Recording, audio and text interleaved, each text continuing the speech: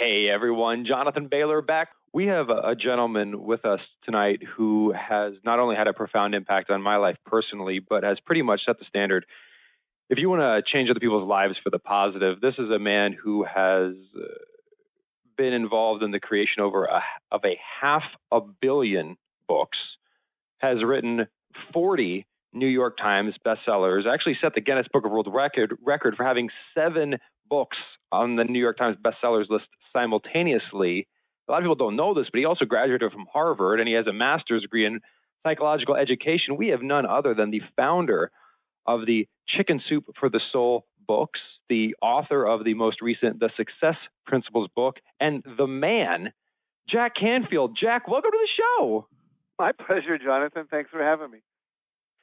Jack, it's such a pleasure to have you on. I want to just start the show off by thanking you. I'm sure you've experienced this. There's probably 10 to 15 moments in your life that you can always remember. And if someone were to say, tell me about some of the most impactful moments in your life, these would come to mind. And very, very quickly, I remember when I was in university, I was walking on a treadmill reading one of your earlier books, The Power of Focus. And I remember stopping on the treadmill and stepping off to the side so that I could highlight something. And it's a phrase that has stuck with me literally for over a decade now. And that is, what would you do if you weren't scared? Mm-hmm. And Jack, I have to tell you, I just personal thanks, then we'll move on with the show. I'd love to know where that came from in your mind, because it has had such a profound impact on my mind. I'm not sure where I got that. Probably someone said it to me once, and it totally affected me, because I realized that most of my life growing up until probably I got to be, 30, I had a lot of fear. Fear of rejection, fear of failure, fear of looking foolish, fear of losing my money, fear of losing face, whatever. And then I realized, someone once said, how's that working for you? I said, evidently not as well as I'd like, because I didn't have all the things I wanted. And so it's just like, what's it look like to live a fearless life?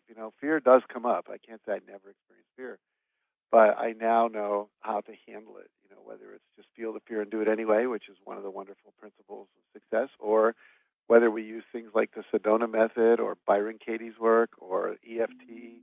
There's so many technologies now for releasing fear, much faster than we had 20, 30 years ago. So fear really, I was reading the other day, someone said fear is expensive, costs you a whole lot. And so for me, it is, what would you do if you weren't afraid? And almost everyone has something they would do. They would start a summer camp for kids. They would write their book. They would travel to Europe. They would get married, whatever. And so that's a great question to get underneath. What do people really want to do? And it's the fear that's stopping them. The thing that was especially profound in that phrase for me, Jack, was not only is it powerful on the macro perspective we're describing here, like what just in life, what would you do if you weren't scared? But there's very few rules that I've been able to apply even on a micro scale, just like literally in this interpersonal interaction. You may be dissatisfied. Well, what would you do if you weren't scared? Just like even the littlest things, like what would you do? And it's so helpful. So I appreciate that very much. You're welcome. Well, Jack, you've obviously written many, many, many books. Your most recent, you distill down decades and decades and decades of success principles that you've created. Can you tell us a bit about the book? And then, if you don't mind, I have 5 that I really, really liked that I hope you could share with our listeners. I'd be glad to. Basically, the book came about because I had a huge amount of success in my life after this, especially with the Chicken Soup for the Soul, Secrets. So many things were happening in my life, and I was like, whoa, why am I so successful? So I remember sitting in bed with my son next to me. He was about 12 at the time, and we both had laptop computers we were playing with. And it was a Sunday morning, and about 10:30, and I just started to write down, well, what are the principles that have been the secret of my success? And I ended up with about 114 of them, which is way too many for a book. And I started combining them and picking, well, if I can't only have maybe 50 or whatever, I'm going to cut this one out and that one out and this one out and that one out. And then I went, after I looked at that, and said, okay, these are the secrets, if you will, of my success. I said, but are they just idiosyncratic to Jack Canfield, or are these really universal principles? So I then interviewed 75 of the most successful people in North America, platinum songwriters, Emmy-winning actors and actresses, people that were, football champions, and people that were top salespeople, CEOs of companies, inventors, and so forth. And I asked them, here's what I think was helpful for my success.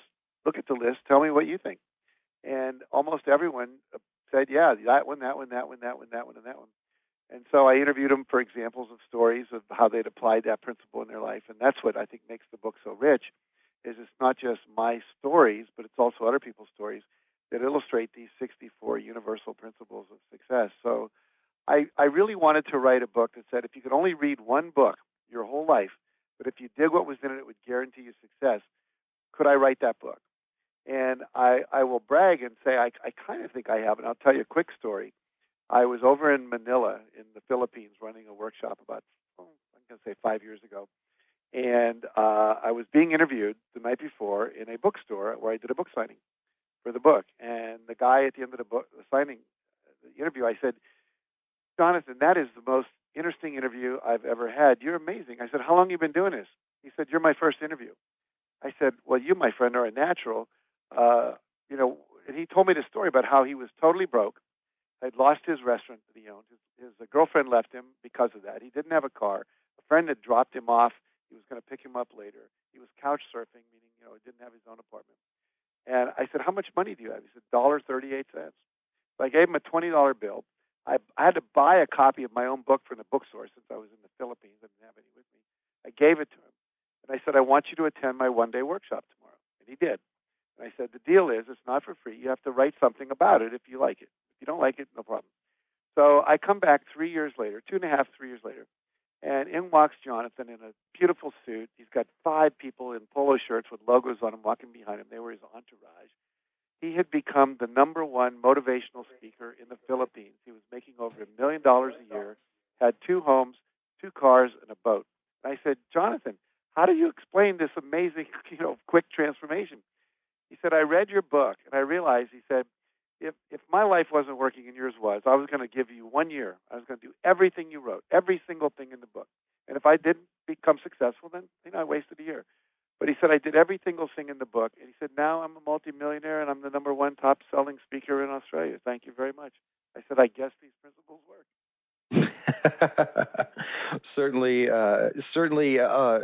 inspiring story. And what did you dig in with him, the business practices he put into place? Because I think so often individuals may say, oh, well, he just got lucky. How would you respond to that?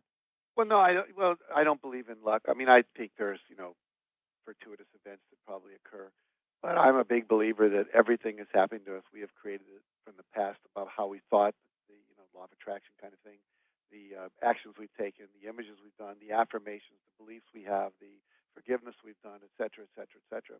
But he literally said, the first chapter of my book is take 100% responsibility for your life. He said, I did that. I quit blaming my ex-wife. I quit blaming my ex-business partner. I quit blaming the economy. I decided what my purpose was. I decided, I created a vision for my life. I chose to believe it was possible because it's just a choice. Believe it's possible, believe it's not possible. He said, I became an inverse paranoid, which is something I teach, which says you believe the universe is plotting to do you good instead of plotting to do you harm. He said, I set goals. I went out there and I basically did the affirmations. I did the visualization. I acted as if it was all going to come true. I started doing what you said to do. I took action, and I responded to feedback from the people that gave it to me. If someone rejected me, I just said, forget it. I'm going to ask someone else. And I persevered. I mean, I think those were the basic ones. There's a lot more in there. But he said I did every single, out of all 64 principles, I did every one. Jack, I'm glad that you brought up that principle number 1, and I'm so glad you put it as principle number 1 in your book, because that is the first I have on my list here as well, and that's take 100% responsibility for your life. And I know you probably have myriad stories you could share with this one, but I'm wondering if you might be able to focus it a bit more on health, because I think oftentimes it's very easy for us to think that our health is, we are victims of something else. And while that may or may not be true, if we don't accept that responsibility to change it, well, then it's never going to change. Can you tell us about taking 100% responsibility for our lives? When you're a young child, you're 6 years old, you can't say you're responsible for everything that goes in your body. Your parents are feeding you what they feed you. But by the time you get old enough to read, 16, 18, 21, whatever, then you are responsible for what goes into your body, whether or not you exercise, whether you maybe do a cleansing fast. I do a cleansing fast one day a month. I eat organic food. I drink 10 glasses of, filtered water or mineral water every day. I get 8 hours sleep. I exercise. There's so much information out there. We're not victims, whether we're obese or have diabetes. I mean, maybe if you had it at birth, that's one thing. But, second onset diabetes, I know lots of people who get that, and they drink too much alcohol, they eat too much sugar, they eat too many refined carbohydrates. And, I don't like to sit in judgment of people who get cancer. I have a little phrase in my book or formula that says E plus R equals O. There's events plus your response to the event equals an outcome. And it's not like, how many times we have to see that if you keep using a cell phone next to your ear, if you're wearing one of those little Bluetooth things around your ear, you may, in fact, be overheating the brain, which may, in fact, down the road, possibly give you a brain tumor. We know about EMFs. Are people wearing something like a Q-Link or a Bio Link, whatever, around your neck that helps neutralize EMFs? Are you cleansing yourself? Do you live next to a toxic waste dump? Do you drink filtered water? As I said, I don't know everything about why cancer happens. I think a lot of times we see in the research, and I see in working with people in my own seminars, they haven't forgiven people. There's a guy actually in Massachusetts who mapped out the body, and based on certain emotional and communication styles, he can tell you if you're going to get cancer, where you'll get it. And he's basically mapped that out, and it's pretty much the way it is. So I think that, whether you're dealing with weight or you're dealing with chronic illness or you're dealing with, anything, lack of flexibility, lack of strength in your body, all those things are things that we do have the ability to change our behavior, change our thinking, change our emotions, and produce a different result inside of ourselves. Jack, did you ever have a moment in your life where what was the hardest moment in your life for you to take responsibility? Did you have one? Before I was fully conscious with this stuff, I bankrupted a company, and I would have liked to have blamed my other partners. Easy enough to do. But I chose those partners. I didn't speak up when I should have sometimes. I think in retrospect, as you become more aware of these things, that blaming and complaining don't really serve you. That here's the thing, if you take the position, I call it acting as if you're 100% responsible. Then what happens is every time you don't get what you want, you get to ask yourself the question, how did I create, promote, or allow that? Sometimes I created it by doing, if I cheat on my wife and then she divorces me, I created that. Sometimes we just promote it indirectly. We contribute to the pollution of the world. We're not the only one doing it, but we're helping promote that. Or we don't go out and we don't elect politicians who are more aligned with our values, and then we wonder why we don't get what we want. We don't work for people. We don't campaign for better food. We allow Monsanto to genetically engineer our food, and then we don't speak up about it, and then we wonder why we're having problems. So sometimes we're a little piece of the problem. Sometimes we are the whole problem. And sometimes we're just allowing things to go on because it's uncomfortable. It's uncomfortable to change your diet. It's uncomfortable to get up and exercise in the morning. It's uncomfortable sometimes to go to bed and get the sleep you need, or to drink all the water you need, or to exercise, when you don't feel like it, whatever. But the reality is we have the responsibility to be accountable for ourselves. Am I saying it's easy? No. It's easy to write the formula E plus R equals O, but you're dealing with 40 years of habits, cultural press, people telling you, oh, come on, just have a glass of wine, whatever it might be. And so one has to develop strength. One has to overcome one's emotions. We eat for emotionally sometimes. So, but there's things you can do. That's some of the principles that come later.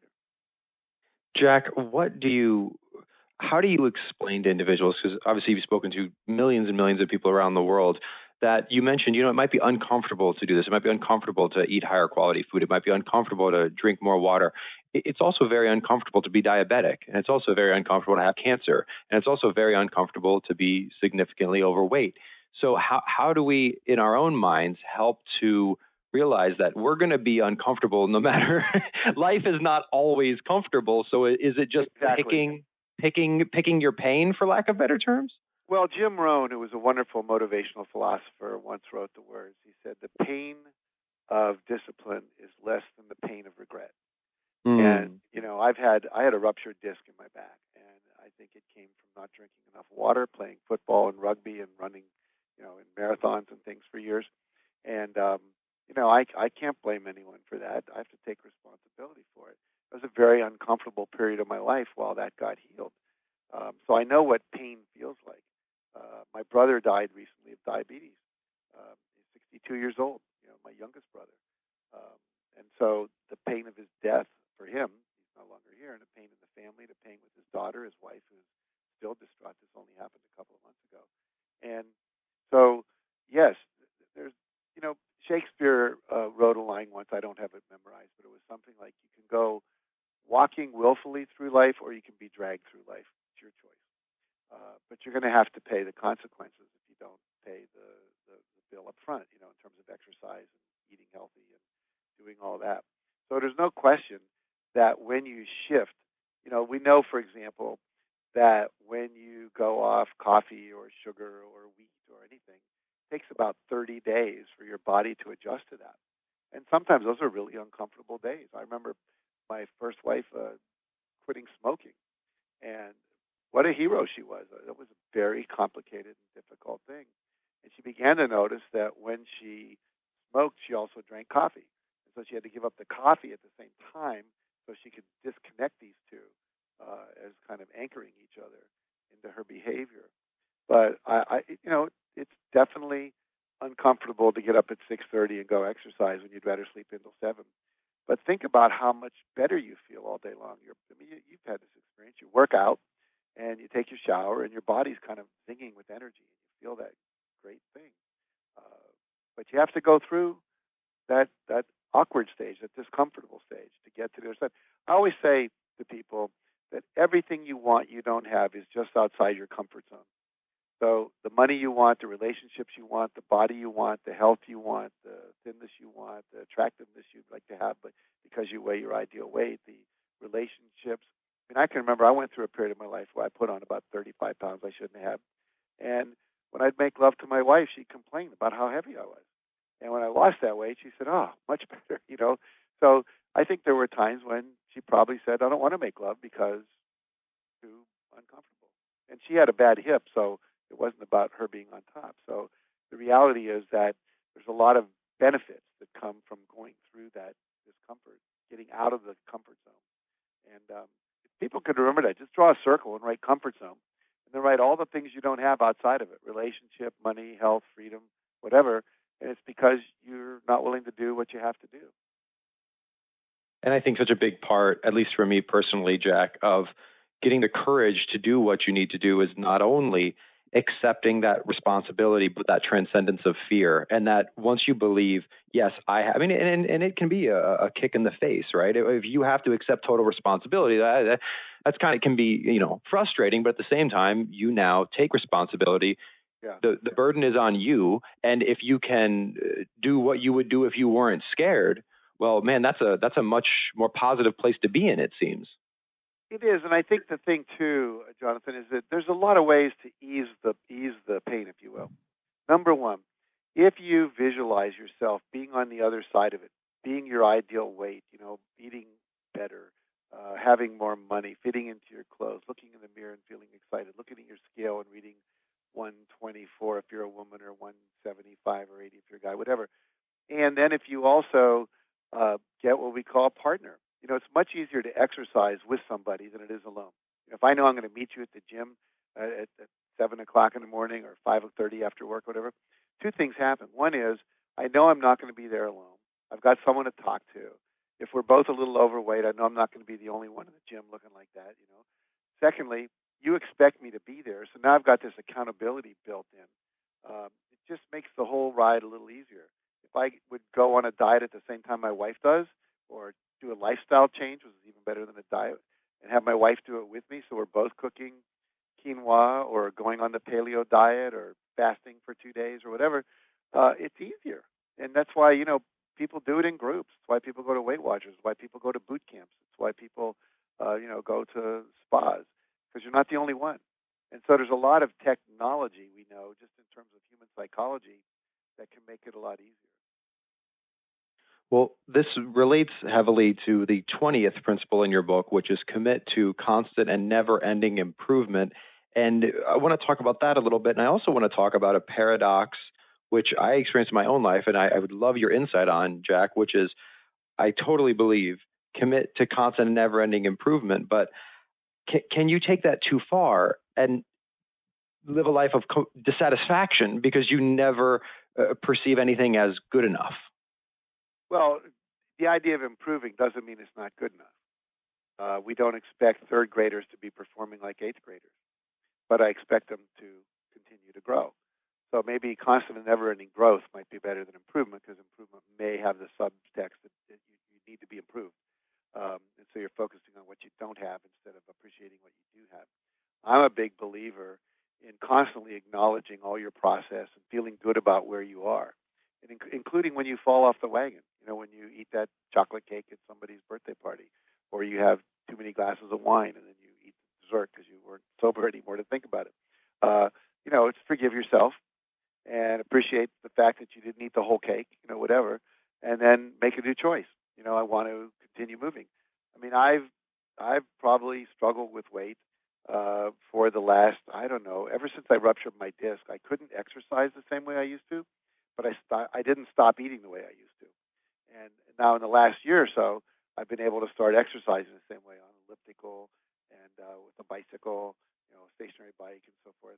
And also I've got a jumper now that I can actually do some work on. And I do burst training on a exerciser, which is like a kind of miniature stair stepper. So there's things I can do now that I couldn't do for a while. And so I know the pain of not fitting into a pair of pants and going through 5 of them before you go out on the Friday night because you're going to a party before you find one that fits. But every single year I have made progress in terms of my lifestyle changes. In terms of now I take a 15-minute walk after every meal. There's statistics now that show that that's a really good thing to do to lower blood sugar, to get the lymph system moving for cleansing. I drink a lot of water. I've got my iPad program to go off. I wasn't doing that a year ago. So all of those things, you're just constantly moving in the direction you want to go, and really acknowledging yourself for little baby steps, because it's those little baby steps day by day that I think make change happen. That gradual over time is such an important thing, Jack, and that's what I like about the commit to constant and never-ending improvement. I'm wondering if you have any techniques, because it seems maybe it's human nature, I don't know, to say I'm just going to change everything tomorrow, and then doesn't work because it's too hard. And if we were to just say I'm going to make a little bit of change every day, and if I do that for 365 days in a row, where will I be? If I can do that for 3,650 days in a row, we likely have no concept of where we'll be. I think we tend to underestimate the amount of things that we could get done in 5 years, but we overestimate the amount of change we could make in 5 days. What do you think?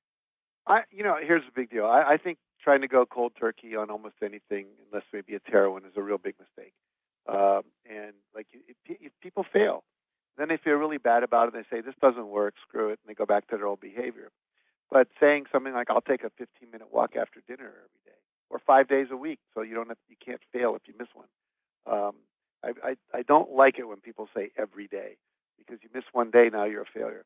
And I think that little steps over time are huge. I remember calculating once, because I was working with some people who drank a lot of sodas on my staff. And if you were to cut out one Coke a day, it's about 120 calories. And in 10 days, that's 1,200 calories, which is about an average day for a woman's eating. That means you're fasting every 10 days for a day. That adds up over time. Going to bed 20 minutes earlier, or, so you get that. I mean, research seems to show that the HGH kicks in your body about the 6.5 to 8th hour of your sleep.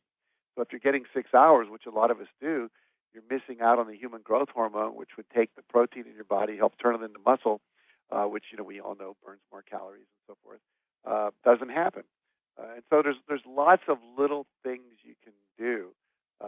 Just putting a sign on your computer that says drink more water, or having an alarm go off twice a day so you get up and stretch, or go for a 10-minute walk. Or another thing, a habit I have, I walk up 2 flights of stairs. I walk down 3. I don't take an elevator if it's only a couple floors up. Little things like that over time really make a difference.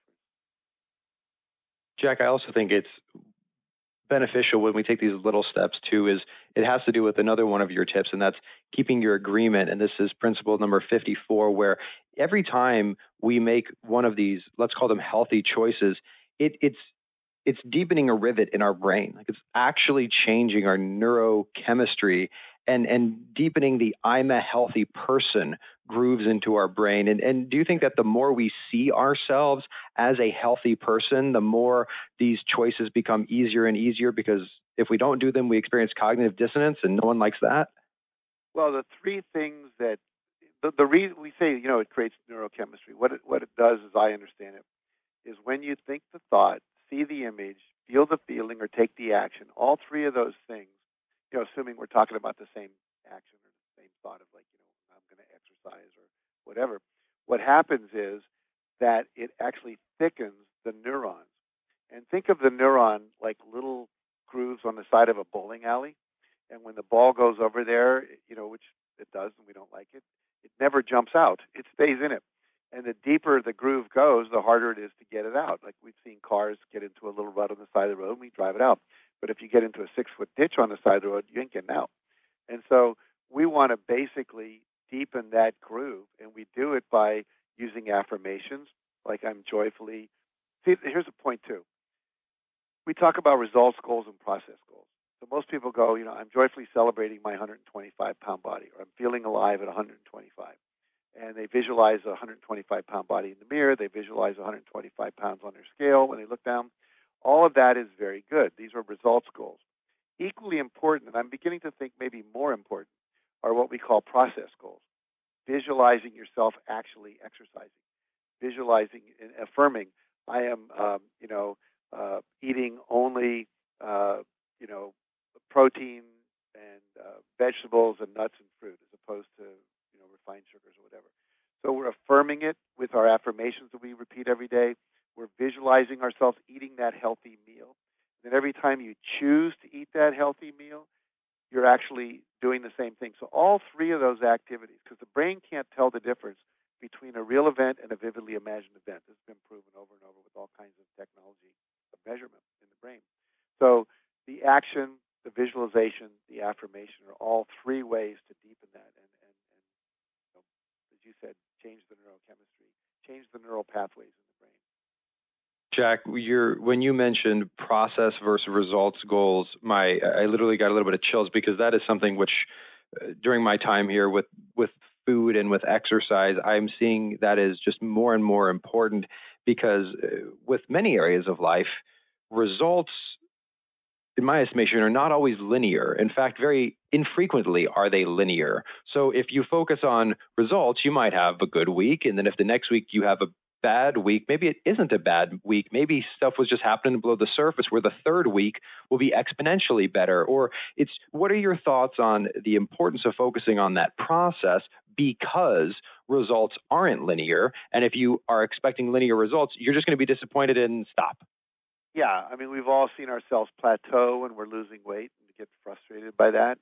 We've seen ourselves backslide, gain a little back. It's like 5 steps forward, 3 steps backwards, but you're still 2 steps ahead. When I'm running seminars, I will draw a line that looks like an up and down line, like it's a wave, but it's going up the side of the page at a 45-degree angle. And that up and down is kind of how our life goes. We make some progress, we backslide a little. We make some progress, we fall back a little. We make some progress. But we're still moving upward. And eventually, our lowest lows are higher than our highest highs used to be. And so it's simply a matter of getting back on the saddle. I was in a workshop yesterday, and I was co-leading with another friend of mine for authors. We had 20 authors in the room for 2 days. We're helping them figure out how to become bestsellers with their books. And there was a guy there who had a book called There's Just 2 Choices. This was very valuable, I thought. He said, every choice you make is either taking you toward your goal or away from your goal. Every choice you make. If I eat this baked potato tonight, is that taking me toward my ideal weight? Is that taking me toward my ideal health? Or is it taking me away? If I sit here all day long at my desk and don't move, is that taking me toward my ideal feeling of aliveness, or is that taking me away? If I judge myself for eating something, is that taking me toward where I want to go, or is that taking me away from where I want to go? Am I forgiving myself or not? Everything is a binary choice. Do it, don't do it. Eat the cake, don't eat the cake. Exercise, don't exercise. Go to bed now, don't go to bed now. So I think that, when we make the choices that take us where we want to go, we'll feel great. Sometimes we're going to make the wrong choice. But sometimes you have to make the wrong choice to know it's wrong. I know that as I got more pure with my eating over time, I would have, like a protein bar that had too much sugar in it, because most of them all do. A half hour later, I wouldn't feel that great. Or if I had a glass of wine with dinner, I noticed it the next morning. If I had a little bit of sugar, I started noticing it. Now, the more pure you get, the more you notice it. When you're not so pure at first, you don't notice it. That's part of the problem. We kind of get numbed out to our own sensitivity to the things that are good or not good for us. Jack, that illustration of it's either yes or no, and there's only two decisions, I think typifies a message that we're working on over here a little bit, which is the difference between simple and easy. When you break it down, you're either moving towards your goal or away from your goal. Like, that's very simple. That doesn't mean it's easy to always move towards your goal. No, I mean, listen, I still have the challenge. I'll open the freezer to get some blueberries to put into my smoothie in the morning, maybe, and which I'm drinking. I'm drinking less of those right now, too, because I'm realizing it's still a little too much sugar. But nevertheless, I'm going in there for what I think is a healthy alternative, and there's a pint of ice cream my daughter brought home. She's 18. She still does that. And, I mean, I have to look at it long and hard not to open it up and take a bite. But as long as I'm holding this question, is this taking me toward or taking me away? But if I do have the bite, okay, I had the bite. Don't compound it by then making yourself feel bad about it. It's not easy if you've got it. A lot of us are eating emotionally. We're trying to cover up feelings we have. I grew up in a family where when there was bad news, you drank about it. My father came. I had a tough day. I need a drink. My brother died. I need a drink. Lost my job. I need a drink. And then it was like you ate about it. I've had a shitty day. I'm going to feed myself a great meal to make up for it. Well, then you ate too much. So basically, that was my programming. And so was it easy to overcome that? Absolutely not. And as I said, your body, go back to neurochemistry. Your body has a chemical wash in the brain every time you eat certain foods. For about 4 years, every night at 10 o'clock, I would have a craving for peanuts. And I later found out that peanuts actually is a food that serves the brain. There's certain chemicals in the peanut that are actually good. And I'm thinking late at night because I'm writing. However, peanuts are not. I have a little mild allergy to them, and also they're fattening. And so, especially the number I was eating. And so what happens is I found out there's better things to eat than that are healthier. But for weeks, when I decided to stop doing that, at 10 o'clock, this craving would come over me. And literally the brain was going, where's that chemical wash we're used to? It's the same thing with people that have road rage. If you get on the road every day at 5:30 and you're giving people the finger and you're honking your horn, you're secreting a whole bunch of hormonal and biochemical neurotransmitters are firing off in your brain. And you get used to that. So at 5:30, there's like, well, who can I get mad at? Because the brain's going, where is that adrenaline? We're used to it. We're addicted to it. So basically, there's a withdrawal period, just like coffee, cigarettes, alcohol, whatever it might be.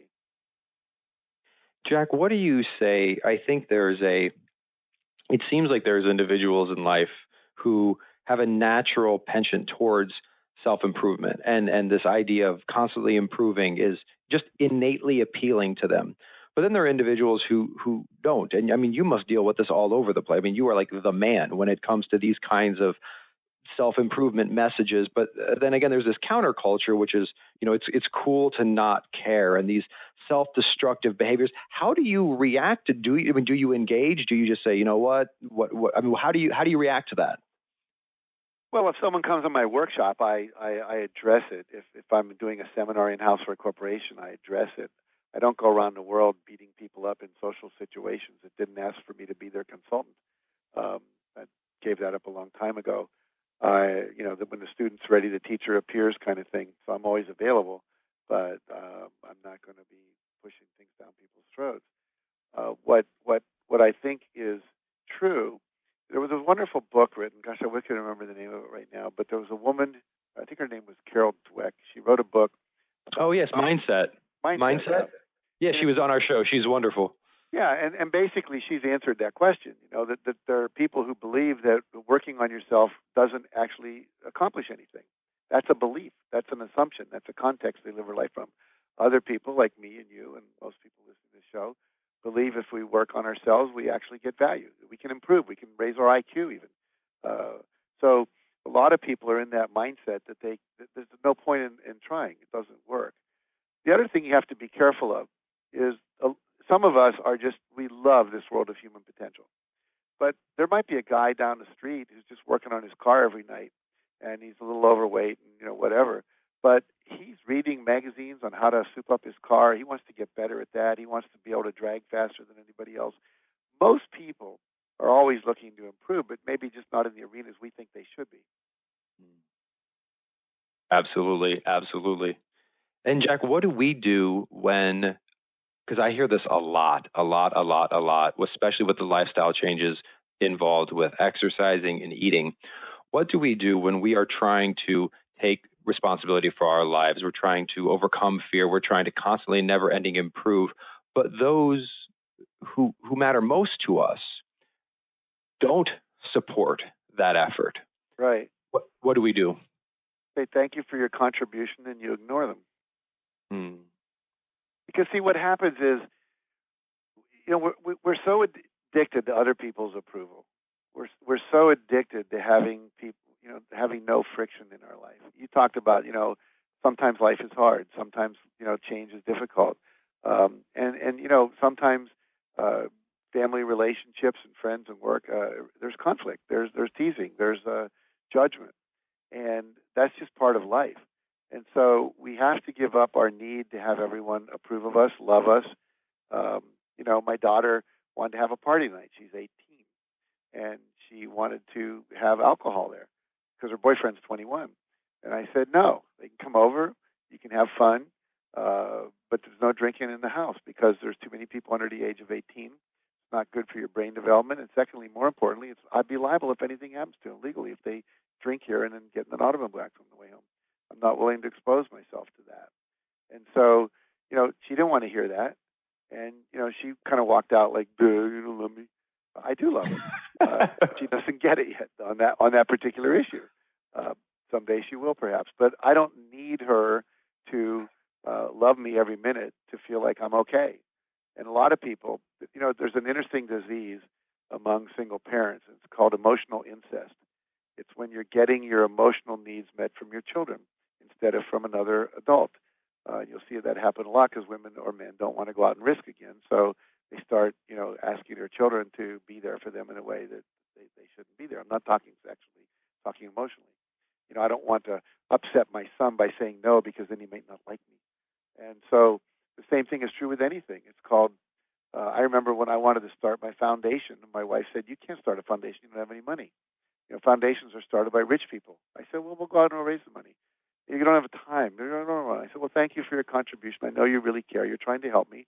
But right now it's not the kind of help I want. And I appreciate you sharing your opinion with me. And I went off and I started the foundation. And that foundation has got over 500,000 people off welfare in the state of California. So it's just called, so what, do it anyway. I love it. I love it, Jack. Well, honestly, I could talk to you for hours and hours and hours, and I know that your time is incredibly scarce. So I really want to be respectful of it. And folks, obviously, if you want to learn more about Jack, there is no shortage of books he's written or material he's created. But of course, his website is jackcanfield.com. And Jack, you have an upcoming success training seminar in August, right? Yeah, and to go back to one of your questions, it's easy to talk about this stuff, and it is harder to do it. I want to acknowledge that. So we have created a seminar. It's 5 days long. Only do it once a year, so it's the only time we do it. This year it's August 5th to 9th. It's in Tucson, Arizona. It's at the Ritz-Carlton Hotel, but we get the rooms for $95 a night because it's August in Tucson. It's a little warm there, but we do everything inside, so it doesn't matter. But it's a great, great property, and we'll get a couple hundred people, and we spend 5 days not talking about this stuff, but actually doing exercises, both guided visualizations. One of the things that a lot of people that overeat, they have low self-esteem. They kind of fill up themselves with food instead of esteem, and they're not getting the hugs they need. They're not getting the attention they need from other people. They're not tapping into their essence, through meditation and visualization. And so we go through the week teaching people how to get in touch with their purpose, clarify their vision, believe that it's possible to do it. We really use a lot of new technologies like EFT and Sedona and so forth to release any limiting beliefs that are in the way and any negative emotional trauma. We can go back. 85% of what's blocking people are decisions and beliefs they took on between the age of 3 and 8. And we now have a technology that within 20 minutes we can go back and identify that and release it so it never runs you again. Plus, creating accountability partners. We talked earlier about the importance of having someone to hold you accountable, to do things with, etc. So all of that happens during that week. People leave. I've had people lose 6 pounds during the course of the week. I've had people lose 65 pounds in the 6 months afterwards, just using the principles and techniques that we teach, but you're experiencing them, not just hearing about it. So it's a transformational training. It's called Breakthrough to Success because it really is a dramatic breakthrough. So just go to, as you said, CanfieldTrainings.com, or you can go to jackcanfield.com and hit the button on trainings. We'd love to see you there. And if you are listening to this call and you call my office with the phone number will be on the website, we can actually give you a couple $100 off on the price. Just mention that you were on the call with me and Jonathan. Oh, well, thank you so much, Jack. And I appreciate that you used the word transformational there because I think so often we, whether it be physiological or psychological or even spiritual, we just try to do the same thing over and over again, and we wonder why we get the same results. And it seems like what you're trying to do in this 5-day seminar is we're going to transform. It's transformational. It's going to give you a whole new system that you can work with, correct? That's really the key. I'm glad you brought that up. It's a system. A system is something that produces a predictable, consistent result. Like you have a system for, cleaning your car at the car wash. It always produces a clean car, as opposed to my teenager with a bucket. It's not as consistent because there's not a system there. So basically, it is a system that anything that anyone listening to this call wants more of, we can help you get it. Or for some of you want less of, we can help you produce that. And it really is profound. So go to the website, look at the success stories that are there. There's about 50 of them listed from the last couple of years. There's also an interview with Marcy Scheimoff and myself, 2 of us from The Secret, that you can download for free just for going there and getting into the site. Lots of valuable resources. My book's also there, Self-Esteem and Peak Performance Tapes. And, thanks for the opportunity to let people know about them. Well, thank you so much, Jack. And again, I'll give one other plug, and that's for one of your earlier books, The Power of Focus. I really, really like that one. So while you're up there, grab a copy of The Power of Focus as well, all right? Yeah, thank you. Thank you, Jack. And listeners, I hope you enjoyed today's call as much as I did. And please remember this week and every week after, eat smarter, exercise smarter, and live better. Talk with you soon.